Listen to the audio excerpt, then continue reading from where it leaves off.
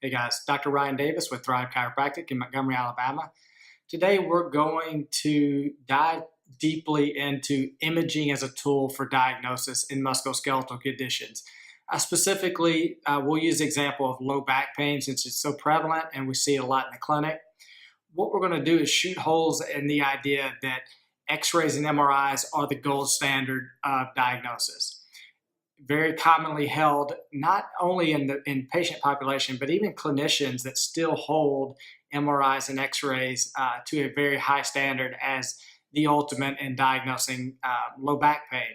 And we're going to really use some hard science techniques, not speculation, not pseudoscience. We're going to look at mathematical, statistical analysis of these images to prove to you as a clinician and a patient that these images hold little to no value. So unfortunately, in my profession as a chiropractor, there's still a lot of what I'll call old school chiropractic where everyone's getting an x-ray and getting diagnosed based off of stuff like alignment and curvature, which we've long since known is an irrelevant aspect of the full equation. So if you look at what we consider a valid test, as a clinician, if I'm going to use a test, then I would assume that if I took a random person, put them through the test, and the test told me they had the condition, then the test would be correct more than at least half the time, right? Preferably 70% of the time or 80% of the time, the test told me someone had a condition, the test would be correct. That would be a valid test. So let's look at using a mathematical theorem called Bayes' theorem to calculate conditional probability, to look at x-rays and MRIs to see if they hold up to that standard. So we'll start with x-rays because it's very easy to kind of dismiss them pretty quick. If you look at the tools that a lot of chiropractors are using, primary care doctors on up the chain to diagnose back pain off of an x-ray, they're looking at things like alignment, curvature, tested towards some sort of perfect ideal that doesn't exist in nature. So if we look at that, that would mean that x-ray has a false alarm rate or a false positive rate of 100%. 100%. So that means the test has a false positive rate of essentially 100%, meaning if I took a random person off the road that never had back pain, they're going to have positive findings on that x-ray. And if we're diagnosing off that x-ray, we're going to be wrong almost every time. So the way Bayes' theorem works is it calculates the probability that the test is accurate based off of a base rate. And the base rate for that we're going to be talking about is back pain. So in the general population, what percent of people walking around right now have back pain? It's around 1 to 3%. So if we use that base rate of 1 to 3%, and we use in X-ray, if we use the false positive rate of 100%, you're going to find that if we took a random person off the road, we shot an X-ray of their back, and we looked at it and said, wow, this person's out of alignment, or their curvature is off, they must have back pain, we would be wrong mathematically almost 100% of the time. In fact, it would just be a minuscule amount of over 0% of the time would we be correct. So you can see the x-ray diagnosing back pain off an x-ray is not in the remotest, in any sort of sense, a valid way to diagnose back pain. So now let's go to MRIs. MRIs are, that's the ultimate, right? Well, let's look at MRIs as it relates to Bayes' theorem. So as clinicians, we already know that MRIs have a high false alarm rate as well. We'll talk about disc pathology and disc pain as our example. So for disc pathology, MRIs have a false alarm rate or a false positive rate of around 60% for the average 45-year-old patient, meaning 60% of the time in an asymptomatic population, a population has no back pain, 60% of the time, there's going to be degenerated disc, bulging, herniated, extruded disc on their MRI. So does that mean that the false positive rate 60%, that the test is right 40% of the time?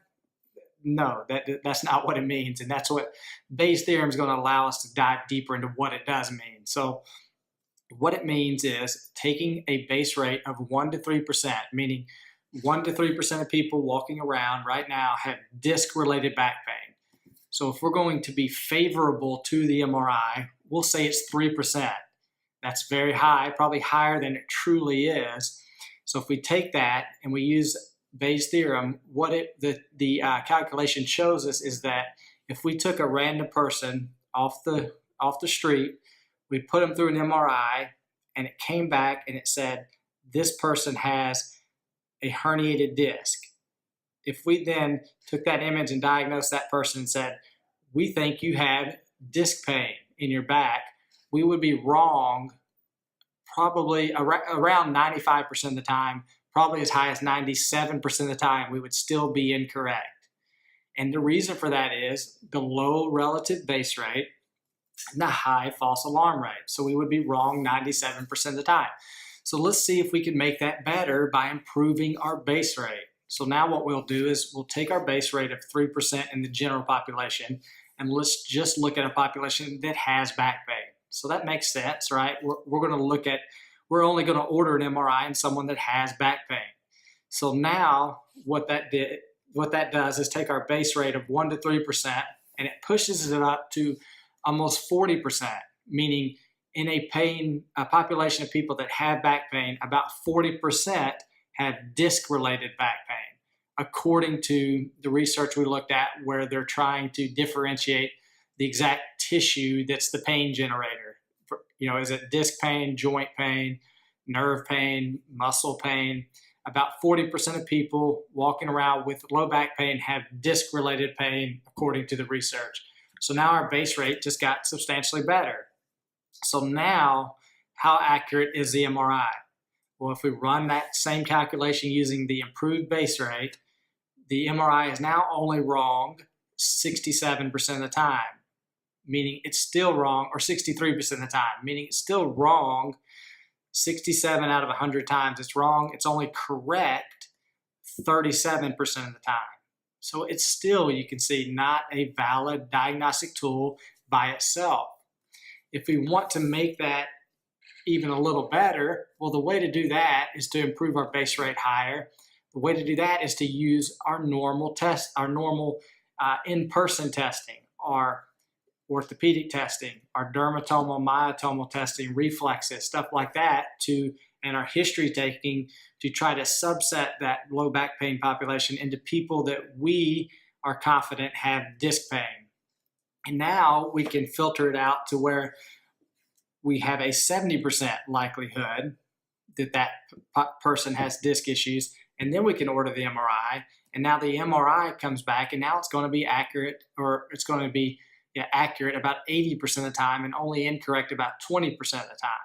But to get to the point to where the MRI was actually a reliable diagnostic tool, we had already, through our own testing, had the same result and the same accuracy of about 70 to 80% with our normal clinical testing that we would do, the orthopedic testing, the dermatomal, myotomal testing, reflexes, stuff like that. So you can see that the MRI holds very little weight. And the reason for that is the high false positive rate. To make that a little bit even more clear, we have to look at why such a high false alarm rate. The reason for that is the newest research in pain science proving there's a nonlinear relationship between structural damage and pain, meaning they're not linked together. They don't correlate very well. Just because you have structural damage on an image does not mean you're going to have pain, and vice versa. So that's the reason for the high false positive rate. And lastly, as if all that's not enough, the last thing to kind of really show to you that we can't rely on the image as the diagnosis is the false assumption that the image and the report are one and the same. In other words, we would assume we have an MRI, that the report is simply the narrative version of the image itself, and that's not true. What we found is that through a recent exercise, they took one patient, sent her for 10 separate MRIs at 10 different imaging centers read by 10 separate radiologists, and we ended up with 10 different reports from the same person. And what that means is that, for one, the reality of what's actually going on in the spine and the image is not one and the same, and that the image and the report are not one and the same.